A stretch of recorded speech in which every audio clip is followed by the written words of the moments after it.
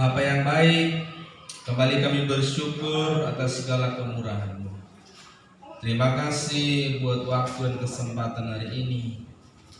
Kami masih diberi waktu untuk kami bersekutu, berkumpul bersama. Bapa, sebentar kami mau belajar firman-Mu. Biarlah Kamu mengurapi setiap kami, sehingga kami boleh membuka hati, boleh memiliki kehausan dan kelaparan akan kebenaran. Urapi hamba-Mu, taruhkan perkataan-Mu, sehingga kebenaran-Mu bisa disampaikan di tempat ini. Terpujilah nama-Mu Bapa. Dalam nama Tuhan Yesus Kristus kami sudah berdoa dan bersyukur. Haleluya, bersama kita katakan amin. Kita beri tepuk tangan untuk Shalom. Hai Bapak Ibu Saudaraku yang dikasihi Tuhan, kita bersyukur kita masih bisa bertemu kembali di tempat ini. Saudaraku, hidup tanpa persoalan dan tanpa pergumulan adalah sebuah kemustahilan. Ya, jadi kalau ada firman Tuhan yang berkata tidak ada yang mustahil bagi orang percaya, itu maksudnya jangan dipakai untuk bahwa orang percaya juga mustahil tidak punya persoalan. Ya, tidak ada yang mustahil bagi Tuhan. Itu berkaitan dengan perjuangan mengenakan kehidupannya dan perjuangan masuk dalam kerajaannya.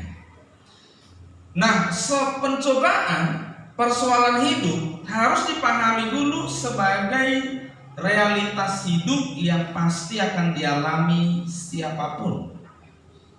Ya, persoalan hidup, pencobaan dalam hidup harus dipahami dulu bahwa itu adalah sebuah realitas, sebuah fakta nyata dan harus dialami oleh semua orang, termasuk orang Kristen. Jadi saudaraku, kita tidak boleh menjadi orang yang takut, yang alergi terhadap persoalan, terhadap masalah. Sebab banyak orang Kristen telah memiliki pemahaman yang salah bahwa ketika mereka jadi orang Kristen lalu mereka tidak punya masalah. Yang kedua, jadi orang Kristen ini banyak yang salah. Salahnya itu memiliki pemikiran terhadap hidup ini. Yang pertama, bahwa dengan jadi orang Kristen mereka tidak akan punya masalah dengan alasan ada Tuhan. Yang kedua, orang Kristen punya pemahaman yang salah bahwa dengan jadi orang Kristen mereka memiliki kemudahan secara khusus, jalur khusus, VIP ketika mereka memiliki persoalan. Sehingga akibatnya banyak orang ikut Tuhan, banyak orang jadi orang Kristen supaya nggak punya masalah. Yang kedua, banyak orang jadi orang Kristen supaya masalahnya selesai. Ya, jadi salah kan? Faktanya di mana, Pak? Gimana ya Pak? Kok saya setelah jadi bertobat masalah saya makin banyak ya Pak? Makin rumit ya Pak? Nah ini pasti orang belum ngerti. Belum ngerti berarti hidup di bumi, apalagi jadi orang Kristen, belum paham dia. Kenapa? Berarti dia tadinya ikut Tuhan itu supaya gak punya masalah. Padahal nah ikut Tuhan saja ada masalah, apalagi ikut Tuhan masalahnya makin berat. Kenapa? Karena selain dia mempersoalkan hal umum, dia juga akan mempersoalkan soal statusnya sebagai umat pilihan, orang Tidak sama tentu latihannya, tidak sama tentu prosesnya. Orang umum dengan orang khusus tidak sama prosesnya. Benar nggak? Pasukan yang tidak khusus dengan pasukan khusus beda latihannya, beda prosesnya. Nah, kalau orang Kristen itu umat pilihan, nggak masa pilih proses yang tidak khusus. Kalau orang memilih jadi orang khusus, prosesnya beda, lebih berat, tidak lebih ringan. Tapi ada banyak orang memiliki status dari umat pilihan, tapi faktanya dia mau hidupnya justru lebih ringan dalam prosesnya. Ini kan salah. Tetapi dalam semua hal yang kita alami, firman Tuhan berkata bahwa pencobaanmu tidak melebihi kekuatan. Amin. 1 Korintus 10 ayat 13. 1 Korintus 10 ayat 13. Sudah Bapak Ibu? Kalau sudah berjumpa, kita baca sama-sama 1 Korintus 10 ayat 13. Demikian firman Tuhan. 1, 2, iya. Pencobaan-pencobaan yang kamu alami ialah pencobaan-pencobaan biasa yang tidak melebihi kekuatan manusia. Sebab Allah setia, dan karena itu Ia tidak akan membiarkan kamu dicobai melampaui kekuatan. Pada waktu kamu dicobai, Ia akan memberikan kepadamu jalan keluar sehingga kamu dapat menanggungnya. Amin. Amin. Jadi begini Bapak Ibu, firman Tuhan berkata bahwa pencobaanmu tidak melebihi kekuatan manusia. Manusia di situ maksudnya umum. Itu sebabnya siapapun manusianya sebenarnya dia diberi akal untuk bisa keluar dari pencobaan yang dialami. Pencobaan yang kamu alami tidak melebihi kekuatan siapa? Manusia. Manusia itu siapa? Yang di sini manusia semua kan? Benar nggak? Ada yang bukan manusia? Masalahmu itu tidak melebihi kekuatanmu. Manusia itu sudah diberi kekuatan. Pencobaanmu tidak melebihi kekuatanmu. Berarti manusia punya kekuatan nggak? Punya kekuatan nggak? Makanya hati-hati Bapak Ibu kalau kita berdoa, ya Tuhan, lihatlah aku yang tidak berdaya dan tidak berguna ini. Kalau ngomongnya itu merendahkan diri, tapi faktanya hidupnya suka-suka sendiri. Tapi kalau ngomongnya yang tidak berguna ini, hamba tidak berdaya ini, yang dari debu ini, tapi hidup sesuka-sukanya. Kita ini punya kekuatan. Amin. Jangan rasa gak punya kekuatan. Itu manusia itu kadang-kadang ada salah. Ya Tuhan, aku gak berdaya. Aku punya masalah. Aku gak berdaya. Tolonglah aku. Tuhan bilang, masalahmu tidak melebihi kekuatanmu. Bangkit, kamu punya kekuatan. Amin. Jadi jangan cengeng. Pencobaanmu tidak melebihi kekuatan manusia. Makanya lihat faktanya Bapak Ibu, banyak orang Kristen dihancurkan masalahnya, justru orang non-Kristen bisa kuat menghadapi masalahnya. Karena secara umum Tuhan memberi kekuatan kepada manusia untuk menyelesaikan persoalannya. Makanya lihat masalah-masalah persoalan bukan dari orang Kristen yang memiliki solusinya secara umum, tapi untuk masalah-masalah khusus yang dialami umat pilihan, dia memiliki kekuatan khusus. Apa itu? Roh Kudus. Apa itu? Kuasa Allah yang akan menolong dia. Tapi secara umum manusia diberi kekuatan. Apalagi kita yang sudah dipilih jadi umat pilihan,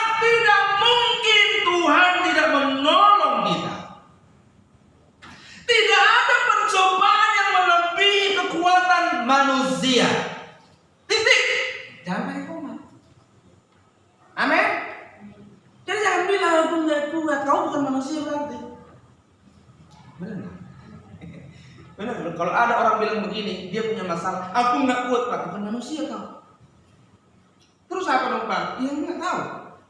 Karena kalau manusia katanya tidak ada masalah yang lebih kekuatannya. Percobaanmu tidak melebihi kekuatanmu. Jadi kalau kau nggak kuat, iya jawab sendiri, manusia bukan.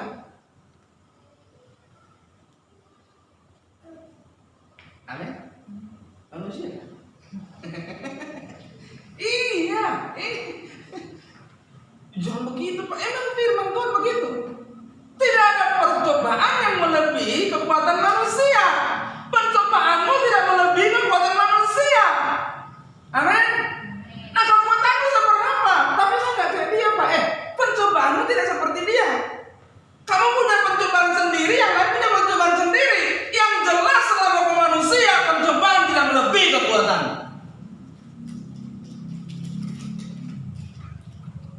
Ya. Tuhan memiliki kekuatan dan manusia pun memiliki kekuatan. Jadi kalau dulu saudara, firman Tuhan berkata, oh kebaikan manusia itu sama dengan kain lapuk, kain kotor. Itu dulu sebelum, makanya itu kan ayat di perjanjian lama kan. Itu sebelum apa? Sebelum Yesus Kristus jadi korban. Bahwa kebaikan manusia apapun ada gunanya. Tapi setelah Yesus mati di kayu salib, kebaikan manusia itu jadi berarti. Amin. Jangan pikir kebaikan manusia itu jadi gak ada berguna. Kebaikan manusia itu jadi berguna setelah Yesus mati di kayu salib. Iya kan? Iya. Bukan tidak berguna saudaraku. Jadi berguna. Kekuatan Tuhan pasti digunakan untuk bagian Tuhan. Jadi gini ya Bapak Ibu, kita harus memahami begini. Ada bagian Allah, ada bagian kita. Benar nggak? Dari dulu pun Yesus, Tuhan pun berkata seperti itu. Dari dulu sampai sekarang. Firman Tuhan berkata, kalau firman Tuhan, bahwa begini dikatakan. Dari pihakku, waktu Allah berkata kepada Abraham. Dari pihakku, inilah yang akan kulakukan. Lalu Allah menjanjikan berkat kepada Abraham itu sampai keturunan. Lalu Allah bilang apa? Dari pihakmu, kamu harus menaati segala peraturanku. Selalu saja di dalam dua pihak ada yang harus dilakukan sebagai bagian masing-masing. Antara kita dan Tuhan terikat sebuah perjanjian. Makanya Bapak Ibu, dalam perjanjian ini dua pihak yang terlibat, kita dan Tuhan, dan masing-masing itu punya bagian. Jadi dalam hidup ini kita masing-masing punya bagian. Apa yang jadi bagianmu lakukan, jangan minta Tuhan melakukannya. Iya kan? Kesalahan banyak orang adalah dia mau diperlakukan seperti robot, tapi dia juga tak mau. Kesalahan banyak orang adalah dia bilang begini, Tuhan ambil alih hidupku, tapi dia nggak mau diambil alih hidupnya. Tapi waktu dia tidak mampu, dia mau Tuhan ambil alih yang sebenarnya dia bisa lakukan dan tanggung jawabnya sendiri. Jadi pada dasarnya manusia itu sudah memiliki kekuatan yang diberikan Tuhan untuk menghadapi persoalan. Amin. Kita sudah memiliki kekuatan. Jadi ayat ini mengajarkan kita apa? Bahwa pencobaan tidak akan melebihi kekuatan manusia. Dengan kata lain, tidak ada pencobaan yang melebihi kekuatan manusia. Jadi kalau ada orang yang tidak kuat, kalau ada orang yang tidak mampu menghadapi persoalannya, ayat ini jadi jawaban bagi dia. Amin. Amin. Kalau kamu mulai merasa nggak kuat, bilang sama dirimu, kok aku bukan manusia lagi? Nah, Loh kenapa? Kata otak yang satu. Iya kok aku nggak kuat? Kan firman Tuhan berkata, kalau masalah lebih kuat dariku, berarti aku bukan manusia. Karena pencobaan tidak melebihi kekuatan manusia. Lalu ayat ini mengajarkan kita bahwa Allah setia. Amin. Ayat ini bilang begini, sebab Allah setia. Setia dalam hal apa? Setia itu bicara bahwa Allah setia dengan janjinya untuk memberi kekuatan, untuk mendampingi. Yang kedua, setia itu bukan hanya bicara sementara, setia itu sampai tuntas. Amin. Makanya setia itu bukan 2 tahun, 3 tahun, 4 tahun. Setia itu selama-lamanya. Maka firman Tuhan berkata, meskipun kamu tidak setia, Allah tetap setia. Setia dengan apanya? Dengan kasihnya, bahwa Dia ingin menyelamatkan semua manusia. Walaupun manusia itu tidak setia, tapi Allah tetap setia. Walaupun pada akhirnya ada orang tidak bisa diselamatkan karena orang itu tidak mau, itu urusannya. Tapi Allah tetap setia. Dalam hal menghadapi persoalan hidup pun, Allah itu setia. Setia maksudnya apa? Allah pasti mendampingi. Bukan hanya mendampingi sementara waktu, tapi Allah akan terus mendampingi kita sampai selesai. Amin. Makanya saudaraku, orang yang setia itu belum bisa dikatakan setia kalau masih dalam proses. Benar nggak? Kalau istri saya mendampingi saya sampai akhir hayat, itu baru setia. Amin. Kalau suami mendampingi istri sampai akhir hayat, itu baru setia. Hari ini belum bisa dikatakan setia sampai hari ini, tapi perjalanan belum sampai hari ini, masih lanjut.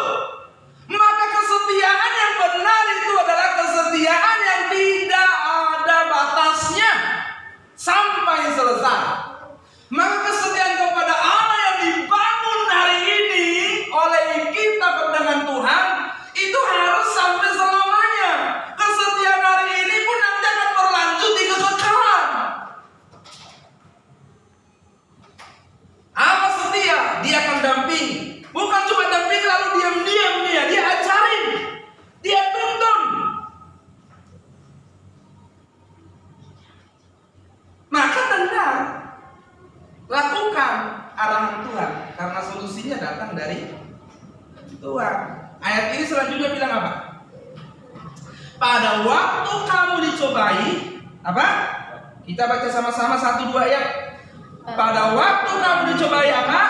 Ia akan memberikan kepadamu jalan keluar. Siapa yang beri jalan keluar? Hah? Tuhan, bukan tetangga. Bahkan bukan dirimu sendiri. Siapa yang kasih jalan keluar? Tuhan. Makanya kesalahan banyak orang itu kalau punya masalah cari solusi sendiri. Kayaknya ini Tuhan bilang begini, nggak cocok dengan pikiran kita. Memang pikiran Tuhan itu selalu dalam banyak hal nggak cocok dengan kita. Disitulah kita harus menundukkan diri. Disitulah kita harus menyesuaikan diri. Disitulah kita harus meninggalkan keinginan kita. Disitulah kita meninggalkan pikiran perasaan kita sendiri. Untuk apa? Supaya apa yang dari Tuhan bisa cocok, bisa masuk, supaya solusi jalan keluar dari Tuhan bisa kita lakukan. Seringkali saudaraku, kenapa persoalan kita itu solusinya tidak mendatangkan kebaikan? Karena solusinya itu datang dari kita, bukan dari Tuhan. Kelihatannya mantap nih solusinya, tapi kagak. Ya. Seringkali orang menempuh jalan pintas. Kenapa? Udah kepepet, dia ada jalan lain. Nikmat sementara, ujungnya menyusahkan. Ada firman Tuhan dalam Amsal berkata begini, berkat Tuhanlah yang membuat kaya, susah payah tidak menambah. Dulu saudara, saya mengartikan ayat ini begini. Pokoknya untuk jadi kaya, untuk punya uang, untuk sukses tidak perlu bekerja keras. Kan kalau sepintas artinya kan itu kan? Rupanya saya salah. Rupanya ayat itu bukan itu maksudnya. Sebenarnya lebih tepat terjemahan lamanya daripada terjemahan baru ayat itu. Jadi begini, berkat Tuhanlah yang buat kaya, susah payah tidak menambahinya. Maksudnya itu begini loh, berkat Tuhan tidak akan menyusahkan. Nah, itu sebenarnya maksud ayat. Jadi kalau itu berkat Tuhan, kamu gak akan dibikin susah. Amin. Ya. Jadi gak ada berkat Tuhan itu materi menyusahkan. Coba. Makanya kalau orang korupsi, nyusahin bukan tuh. Nyusahin bukan berkat Tuhan. Jangan bilang begini, terima kasih Tuhan, aku udah diberkati berlagi hasil korupsi. Itu nyusahin, ya kan? Coba. Kalau kita punya persoalan keuangan, nanti kalau salah caranya salah, jangan yang berkata nanti lihat nyusahin tidak itu solusi. Makanya selalu saya bilang Bapak Ibu, kalau pinjam uang jangan kerentenir. Kenapa? Nyusahin. Iya kan? Bener. Nyusahin. Iya kan? Wah awalnya itu mantap, enak.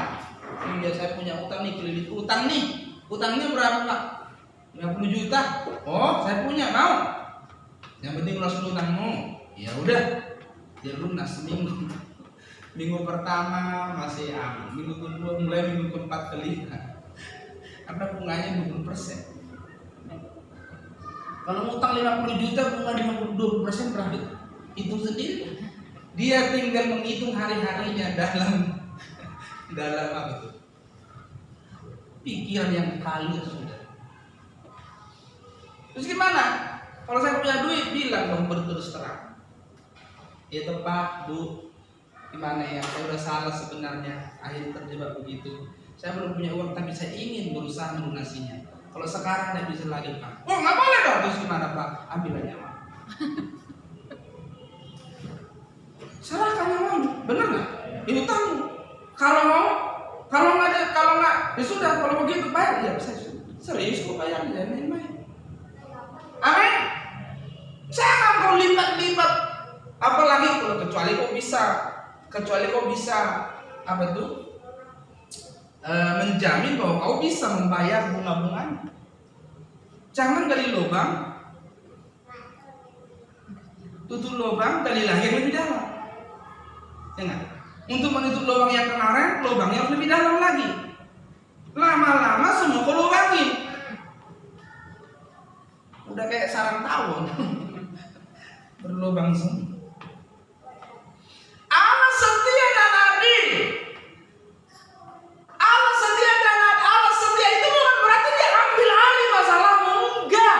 Ini salahnya orang Kristen itu begitu. Iya kan? Dia yang salah, lalu dia bilang Tuhan aku udah salah, selesai. Dia kabur. Anak-anak yang model gitu, anak-anak kalau ribut, contohnya anak-anak ribut ya, sesama anak-anak. Lalu bapak teman dia ribut itu datang, kan dia takut tuh. Dia langsung pulang ke rumah lapor sama bapaknya, Pak, kenapa? Aku takut, aku berantem sama bapaknya datang. Nah itu anak-anak boleh begitu, ya kan? Tapi kalau kalian tolong contoh, jalan di jalan raya disemprit sama polisi, bapak langsung lampu merah. Nah mau bilang datang dia ke rumah bilang Pak tolongin aku Pak, disemprit polisi ya. Anak-anak yang gitu. Saya juga pasti bilang Pak itu nah, pulang lagi Pak polisi itu, selesai dulu ya.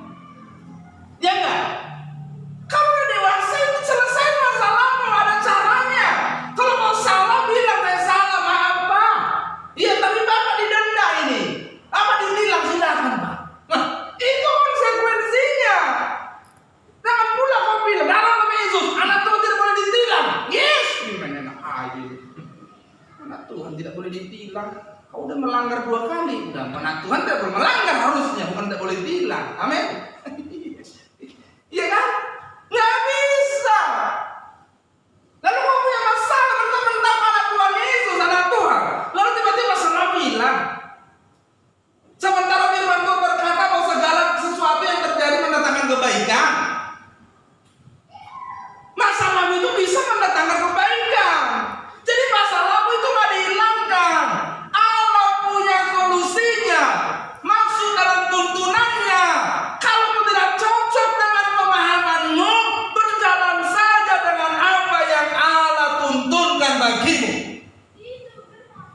Amin. Kenapa? Karena pencobaan itu pasti sesuai dengan kelas masing-masing orang. Kalau kamu kelasnya kelas 3, nggak dikasih kau pencobaan kelas 5, itu melebihi kekuatanmu. Benar nggak? Tapi masalahnya adalah orang kelas 3 dikasih pencobaan kelas 1 pun nggak kuat. Itu karena kamu nggak mau menggunakan dan tidak mau diajak menyelesaikan persoalanmu. Iya toh? Apalagi kalau masalahmu itu karena kesalahanmu. Kalau masalahmu karena kesalahanmu, apa dong solusinya? Minta maaflah sama yang kau buat salah. Yang kedua apa? Ayo belajar sungguh-sungguh menyelesaikan dan bertanggung jawab. Itu orang dewasa. Makanya kalau kita mulai anak-anak mulai dewasa, dia cari. Bukan kadang-kadang kita tidak bisa lakukan, tapi kita ajari. Yuk kamu lakukan dulu sendiri. Amin. Tuhan pun begitu dengan kita. Udah waktunya kita harus melakukannya, dibiarin, tapi diawasi. Amin. Bukan dia nggak sayang, biarin aku. Enggak. Oh, apalagi orang benar jatuh 7 kali tidak sampai tergeletak. Dilatih sama seperti burung Raja Wali. Ya, pelatih anaknya gimana? Terbang. Burung Raja Wali itu dia suka tuh, kan dia tinggal di batu-batu yang gunung-gunung tebing yang tinggi, sarangnya. Iya toh? Kalau ayam nggak mungkin bikin sarang di situ. Raja Wali. Jadi kalau ada angin badai dia keluar. Kenapa? Karena angin badai itu akan membawa dia naik semakin tinggi. Jadi kalau dia latih anaknya gimana? Dia bawa anaknya latih terbang tuh. Pertama latih terbang, dia bawa anaknya terbang setinggi-tingginya, dia jatuhin. Itu kalau orang jahat banget si bapak, dia jatuhin. Anaknya jatuh lagi, dia sambal lagi, bawa lagi naik. Dia ambil lagi, bawa lagi naik. Kalau orang nggak tahu maksudnya nyiksa. Iya kan? Nyiksa. Nah, kalau orang nggak paham nafsu kita memperlakukan seseorang, dikira kita nyiksa. Sampai dia bisa terbang sendiri. Kenapa? Dia Raja Wali, bukan ayam. Kalau ayam nggak boleh jadi terbang. Dia Raja Wali. Makanya sampai ada firman Tuhan berkata bagai raja. Dia burung yang kuat, tapi dia kalau ada badai justru itu kesenangan. Kenapa? Karena badai akan membawa dia naik tinggi. Amin. Kalau ayam gerimis saja udah masuk ke yuk ibunya langsung begini, yuk langsung begini.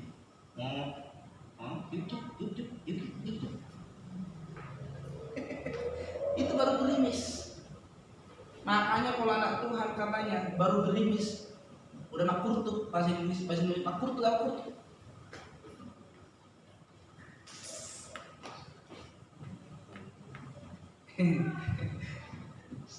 Iya. Dengarkan dan lakukan arahan Tuhan karena solusinya datang dari Tuhan. Jangan cari solusi sendiri. Tapi Pak nggak cocok Pak kalau dari Tuhan. Kan kalau ada orang bilang sama, kalau Pak, aku punya masalah Pak. Masalahmu apa? Masalahmu apa Pak? Bu, aku punya masalah Bu. Masalahmu apa? Kan kalau orang nggak punya uang, Pak, saya punya masalah Pak. Apa masalahmu? Nggak ada uang Pak. Maunya orang itu kan langsung kita kasih uang kan? Benar nggak? Ya kalau nggak ada uang, apa bukan tempat solusi? Padahal masalahmu itu sebenarnya bukan uang. Masalahmu itu yang lain, bukan itu. Coba kalau orang contohnya nggak punya uang, karena penyebab nggak punya uang kan bisa banyak hal. Tapi salah satunya orang nggak punya uang itu bisa karena malas, benar? Nah kalau orang nggak punya uang karena malas, masalahnya di uang apa di malas? Ini orang perlu dikasih uang nggak? Atau dia nggak punya uang, dia punya uang pun langsung habis, nggak pernah bisa untuk yang lain. karena boros, penyakitnya boros. Ini kalau orang Pak saya punya masalah Pak. Kenapa? Uangku habis Pak. Padahal tadinya mau ini. Terus orang ini solusinya apa? Dikasih uang. Laut pun dikasih sama dia kurang. Masalahmu bukan soal nggak ada kesempatan punya uang. Masalahmu itu adalah boros, tidak menggunakan uang dengan bijak. Jadi kalau datang kepada kita, tobat kau, nggak solusi. Bukannya kasih uang, aku kan bilang nggak punya uang, kok dibilang tobat? Ya iya, kau nggak punya uang, bukan karena kau nggak berkesempatan punya uang. Kamu salah menggunakannya dan tidak bisa menggunakan dengan baik. Iya toh? Jadi tidak selamanya orang yang nggak punya uang itu solusinya dikasih uang. Walaupun banyak orang yang nggak punya uang solusinya memang dikasih uang. Tapi ada orang-orang yang tidak mengerti kenapa dia mengalami masalahnya. Lalu dia berpikir waktu dia punya persoalan, waktu dia punya masalah itu karena kesalahannya, lalu dia mau orang lain ada pihak kedua yang akan mengambil alih persoalannya. Itu kesalahan. Ya. Kalau orang-orang yang tidak mampu, dia sudah berusaha tapi tetap tidak mampu, ya orang itu ditolong dengan uang. Dia sudah berusaha, memang tidak punya kemampuan untuk apa saja, lalu kita tidak bisa menolong besar-besar, tidak bisa belikan dia rumah, ya belilah rumah-rumahan. Iya kan? Tidak bisa belikan dia nasi beneran, belikan nasi-nasian. Iya kan? Contoh ada orang tidak punya apa, nggak bisa kita modalin dia buka usaha, ya minimal sebelum dia ada jalan orang lain menolongnya kasihlah dia makan. Kan itu kan. Tapi kalau orang udah bertahun-tahun karena malasnya, karena nggak itu lalu nggak makan, ya masalahmu itu bukan soal nggak makan, bukan soal nggak punya uang, masalahmu itu malas. Jadi kalau macam kau sekarang datang lagi bawa pacul kemana? Kita macul. Biar kau lihat bahwa singkong pun bisa menghasilkan. Biar kau lihat bahwa orang tidak punya beras pun punya singkong bisa makan. Kan ada orang udah nggak makan itu, kata Pak, aku udah nggak makan. Kita kasih beras nggak mau. Pernah loh Pak nggak makan Pak. Saya beliin nasi padangnya nggak mau. Dia bilang begini, maunya duit aja. Emang kamu mau duit? Kata kau nggak makan. Saya beliin nasi padang ya, ayo. Nggak mau dia duit aja Pak. Salah ini orang. Saya aja nggak pernah jarang beli nasi padang, pernah dibeli itu karena kau bilang nggak makan. Bener nggak? Iya kan? Iya sudah. Saya paling jarang, aduh nasi padang itu udah dibeli. Soalnya kalau saya beli untuk diri sendiri nggak enak.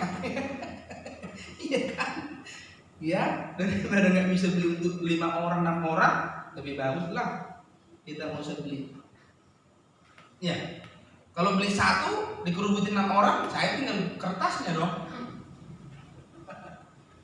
Ada orang yang begitu, nggak makan saya Pak, mau makan terus, ya udah, kita mau kasih makan nggak mau. Padahal dia nggak tahu kita pun sebenarnya udah mikir, tinggal itu duit kan, ya, barusan anak juga nggak minta jajan kita nggak kasih, dia udah kasih karena dia bilang nggak makan. Dia bilang begini, enggak Pak, duit aja Pak. Kau orang menderita pun orang menderita, aku tahu lah taktik menderita itu. Iya kan? Enggak kita mau aja menggunakan taktiknya. Iya nggak? Bisa saudara. Apalagi kayak saya ini yang bantuan bisa minta-minta, bisa makan. Bener nggak? Iya. Oh tinggal bikin status yang apa tuh? Yang bikin mewah itu kan. Pak kenapa Pak? Udah nggak makan lah. Wih nggak makan dia. Iya, aku udah kejepit nih Pak, aduh kontrakanku ini udah dibawa parang, udah diberikan masa? Iya kan? Bisa Bapak Ibu, cuman kan Roh Kudus larang jangan gitu, ya nggak? Iyalah, apalagi kalau kayak saya lihat saudara dong, kadang-kadang kalau apalagi kalau hamba betul yang itu. tinggal bikin apa saja itu bisa dapat pertolongan. Cuma kita nggak mau, ini tepat apa tidak kan nggak boleh, ya kan? Iya, nggak boleh menggunakan keadaan untuk hal yang tidak benar. Gunakan kemampuan yang Tuhan sudah berikan, ya. Makanya saudaraku, orang yang tidak bisa menghadapi persoalannya itu pasti tidak hidup dengan benar dalam Tuhan. Matius 7 ayat 24 sampai 27 coba. Matius 7 ayat 24 sampai 27. Sudah? Ya. Coba ayat ini kita baca. Kita perhatikan. Perhatikan baik-baik, saya akan bacakan. Matius 7 ayat 24 sampai 27. Setiap orang yang mendengar perkataanku ini dan melakukannya, ia sama dengan orang yang bijaksana yang mendirikan rumahnya di atas batu. Kemudian turunlah hujan dan datanglah banjir, lalu angin melanda rumah itu. Tetapi rumah itu tidak runtuh sebab didirikan di atas batu. Tetapi setiap orang yang mendengar perkataanku ini dan tidak melakukannya, ia sama dengan orang yang bodoh yang mendirikan rumahnya di atas pasir. Kemudian turunlah hujan dan datanglah banjir, lalu angin melanda rumah itu, sehingga rubuhlah rumah itu dan hebatlah kerusakan.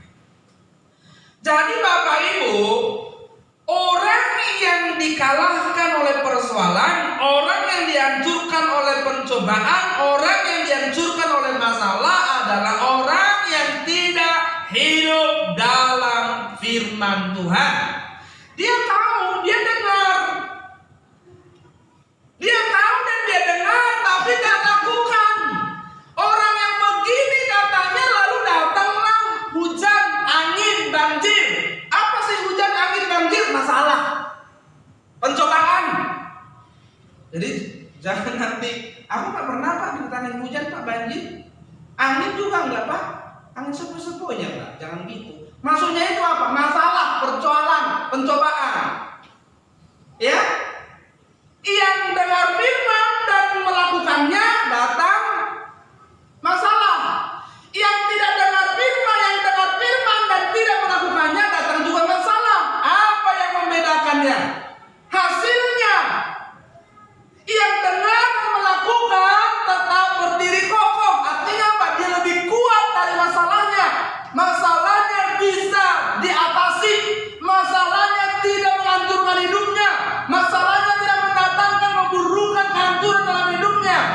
Tetapi yang dengar firman dan tidak hidup di dalamnya, tidak melakukannya, masalah juga datang, pencobaan juga datang, persoalan juga datang. Tapi akhirnya apa yang terjadi? Masalah menghancurkan hidupnya. Jadi kalau orang dihancurkan oleh masalah, kalau persoalan menghancurkan hidupmu, kalau pencobaan membuat keadaanmu lebih buruk, karaktermu makin rusak, berarti kau cuma dengar firman tapi tidak melakukannya. Firman Tuhan berkata, itulah orang yang bodoh. Kalau kita sudah punya, sudah tahu. Kalau kita sudah tahu, jangan lagi bilang Tuhan aku nggak tahu. Kalau sudah punya, jangan minta. Jangan meminta dan berharap dari yang lain, kita tinggal melakukannya. Kalau sudah tahu, lakukan.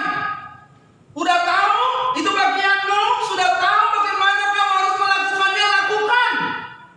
Tak bilang Tuhan, kaulah yang lakukan. Itu bagianmu. Ya, salahnya banyak orang itu. Dia pikir dia terus seperti anak-anak yang digendong. Karena ada firman Tuhan berkata, sampai memutih rambutku, engkau menggendongku katanya. Ada lagu apa berkata, sampai memutih rambutku, kau putuskan aku, menutup usiaku. Itu lagu ada benarnya, tapi tidak selalu benar. Karena ada orang Kristen, orang percaya nggak sampai memutih rambutnya. Jangan nanti orang biar seperti lagu itu lalu dicat rambutnya sampai putih. Loh kok dicat Pak putih? Supaya kayak lagu itu Pak. Sampai memutih rambutku. Itu maksud sampai memutih itu bukan berarti rambutmu sampai putih. Itu kan kiasan. Maksudnya sampai akhir hayatmu Tuhan akan menyertaimu. Itu nggak pula lah rambut harus putih. Terus yang rambutnya mati nggak putih gimana? Nggak disertai Tuhan. Itu kalau orang-orang itu memang nggak bisa mengartikan dengan baik. Makanya sama itu kayak apa itu? Kayak chip 66 itu ya. Sekarang heboh lagi katanya. Vaksin itu katanya ada chipnya. Gimana lah cairan kok bisa jadi chip? Bisa nggak di cairan ada chip? Itu aja kan udah setengah bodoh lah aku bilang itu. Nanti aku bilang bodoh benar. Yang anehnya banyak orang Kristen yang yakin tuh loh. Iya kan? Jangan mau divaksin. Tolak. Kenapa? Ada chip. Loh, yang saya tahu chip itu bisa disentuh. Di handphone itu ada chip. Ini handphone ada chipnya. Jadi chip itu bukan cairan. Vaksin itu kan cairan. Aduh, ini orang Kristen sama bantu tua pasti harus banyak diajarin. Para pendeta-pendeta itu yang bilang ada chip, terus dibilang lagi itu ada cairan Lucifer di situ katanya. Saya aja nggak belajar dalam situ, dari situ aja ngerti saya. Iya kan? Tanda di dahi apa? Ditato dahimu. Kan banyak orang gitu nanti dahinya ditato, ada 6. Lalu tanda darah domba Allah yang dibilang di Alkitab ada darah di sinimu. Itu kiasan simbol, maksud simbol penyembahan. Kalau hatimu kepada setan, kamu antikris. Itu sama saja itu di dahi itu bicara pusat penyembahan. Jadi kalau pusat penyembahanmu setan, itu sudah ada tanda 66 di dahimu. Kalau pusat penyembahanmu Tuhan, itu tanda darah anak domba. Bukan berarti ada darah di sinimu. Kok itu aja nggak ngerti. Saya mau cek ada darah di sinimu. Nggak ada kan punya darah. Aduh. Jadi orang Kristen itu begitu lah. Makanya orang Kristen banyak ditipu. Hati-hati. Jangan terima vaksin. Itu ada chipnya. Banyak orang ditolak dalam nama Yesus. Kamu nggak tahu. Kok divaksin? Ada chipnya gitu. Terus nanti lewat itu nanti kamu data dirimu, dokumenmu bisa disadap. Ada. Sekarang itu bukan lagi zaman chip. Ya, nanti transfer data itu lewat mata. Kamu tinggal pelototin kamera, datamu sudah tertransfer. Kok ngomongin chip lagi sekarang? Ya. Jadi kalau kita sudah tahu tuntunannya, tinggal kita melakukannya. Ingat, di luar kemampuanmu itu bukan urusanmu. Amin. Yang harus kamu lakukan apa? Kemampuanmu. Cuma kamu harus paham dulu, saya ini punya kekuatan dari Tuhan. Di luar kemampuan dan kekuatanmu itu bukan urusanmu. Semua hal yang Tuhan izinkan kita alami, kita sudah diberi kemampuan untuk mengatasinya. Kalau tidak, Dia tidak akan mengizinkan. Jadi Allah memberi batas kepada setiap orang bahwa pencobaannya tidak melebihi kekuatannya. Dia memberi batasan bahwa tidak ada pencobaan yang melebihi kekuatan manusia. Kalau ada, itu bukan urusanmu, itu urusan Tuhan. Amin. Makanya hal-hal yang kau pahami, hal-hal yang kau bisa lakukan dengan segenap kemampuanmu, lakukan. Di luar itu bukan urusanmu. Tidak ada persoalan yang melebihi kekuatanmu. Kalau ada berarti bukan bagianmu, tapi bagian Tuhan. Tapi kalau hal itu bagianmu, kamu pasti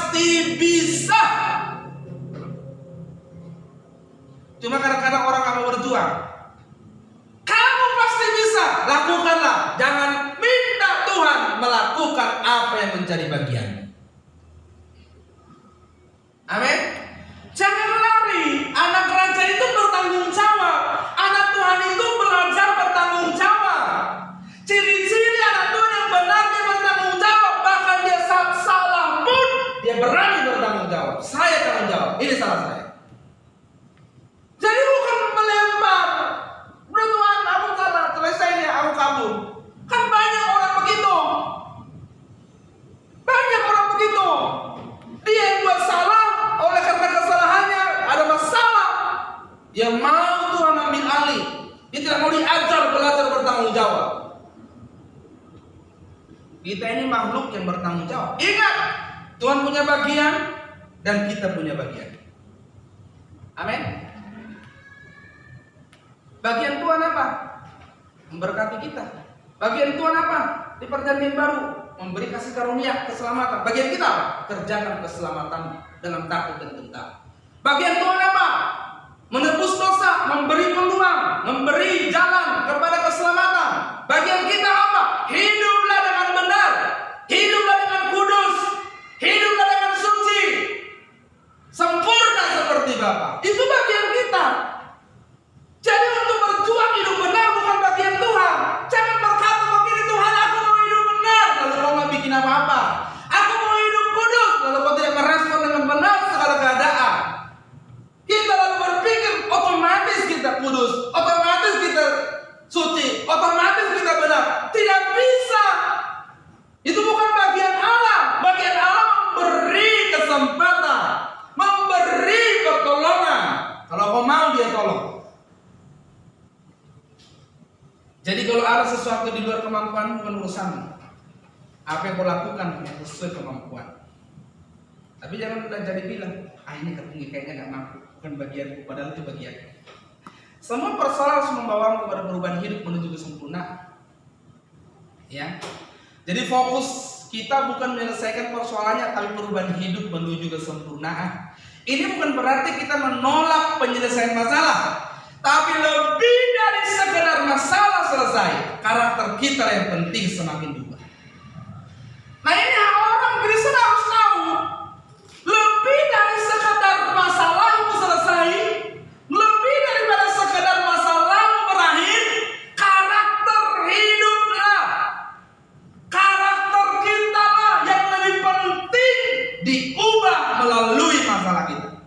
Makanya kita tidak boleh merasa sudah baik, sudah cukup. Baik kita itu kita nggak boleh merasa sudah cukup. Kita harus terus merasa aku masih kurang baik.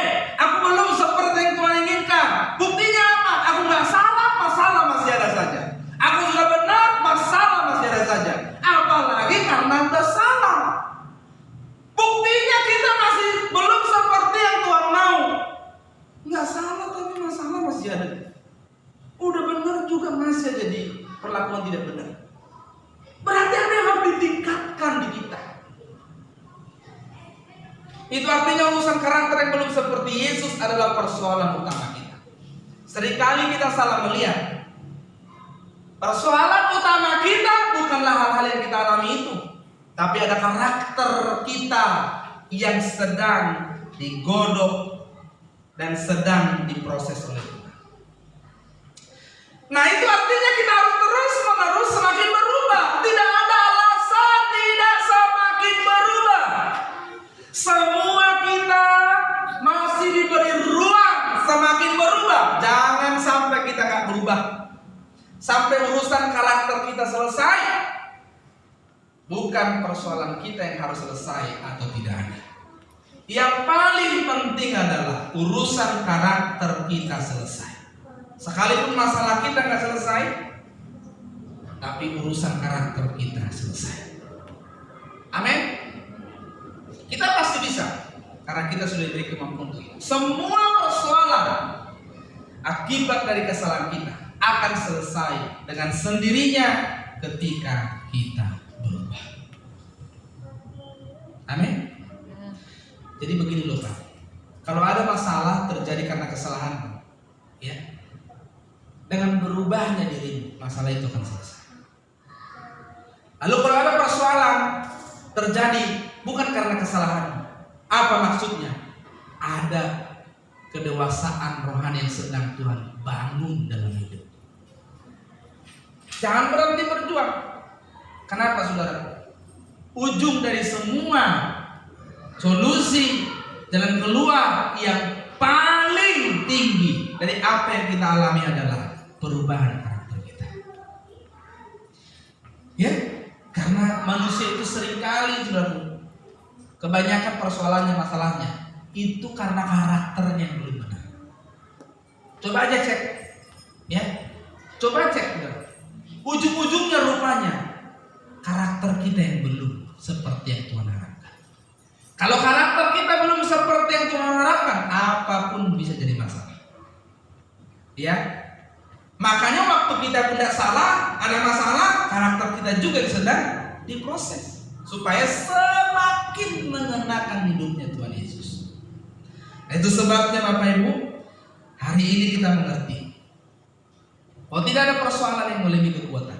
Pencobaanmu tidak melebihi kekuatan. Ya, Allah setia.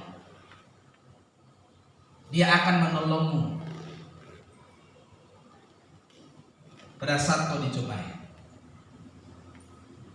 Yang ketiga apa?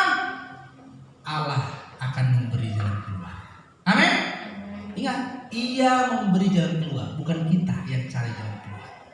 Belajarlah menundukkan diri kepada solusi dari Tuhan, bukan solusi dari dirimu sendiri. Solusi dari Tuhan itu bernilai kekal, walaupun menyusahkan dirimu. Sebenarnya dia menyusahkan kedagingan kita, ya toh? Dia melukai kedagingan kita, dia melukai keinginan kita. Tapi solusi dari Tuhan selalu memiliki nilai kekal. Jangan pernah memandang persoalanmu lebih kuat darimu, karena engkau sudah diberi kekuatan untuk menghadapinya. Di luar kemampuanmu, bukan bagianmu, itu adalah bagian Tuhan. Amin.